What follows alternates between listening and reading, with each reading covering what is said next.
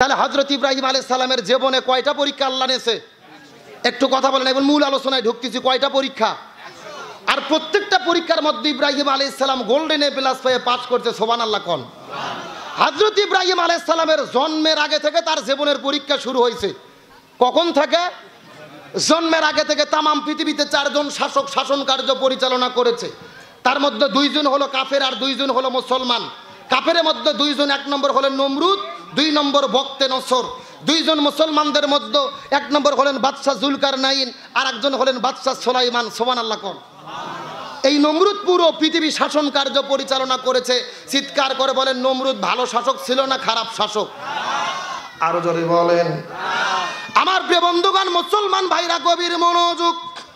সময় যেহেতু কম, আমি আপনাদের মধ্যে ভূমিকা ছাড়া একটা মেসেজ দেওয়ার পরে বিদায় নিয়ে চলে যাওয়ার চেষ্টা করব। এই পৃথিবীর ভেতরে নমরুদ ছিল জালেম বাদশা। এই জালেম বাদশা রাজ্য পরিচালনা করার জন্য তার আশপাশাদের ভেতরে কিছু জ্যোতিষী মণ্ডলী ছিলেন। আকাশ গণনা করে করে, তারকা গণনা করে করে ভবিষ্যৎবাণী বলে দিত। সেই মতো নমরুদ তার জীবনের শাসন কার্য পরিচালনা করত। একদিন নমরুদ লক্ষ্য করে দেখে আশপাশাদের ভেতরে সমস্ত জ্যোতিষীগুলো মন খারাপ করে বসে আছে। নমরুদ ডাকতে বলে, জ্যোতিষী তোমাদের মন খারাপ করার কারণ কি? জ্যোতিষীরা ডাকতে বলে, যা বানা নমরুদ, আমাদের মন খারাপ করার কারণ হলো আমরা পূর্ব আকাশে লক্ষ্য করে দেখেছি, ওই পূর্ব আসমানের ভেতরে এমন কিছু তারকা দেখা যায় যেই তারকা পৃথিবীতে আমরা কোনোদিন দেখতে পারি নাই। এইটা দেখার পরে আমাদের মনটা বড় খারাপ হয়ে গেছে। নমরুদ বলে, আকাশের তারকা দিয়ে কি কাজ হবে জানতে চাই?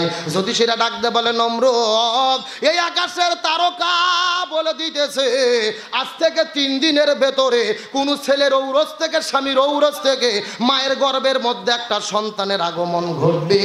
ওই সন্তানের মাধ্যমে ওই লোকটা যখন পৃথিবীতে আগমন করবে, ওই সন্তানটা পৃথিবীতে আসার পরে দিনে দিনে যখন বড় হয়ে যাবে, ওই সন্তানের মাধ্যমে তোমার রাজত্ব ধ্বংস হয়ে যাবে।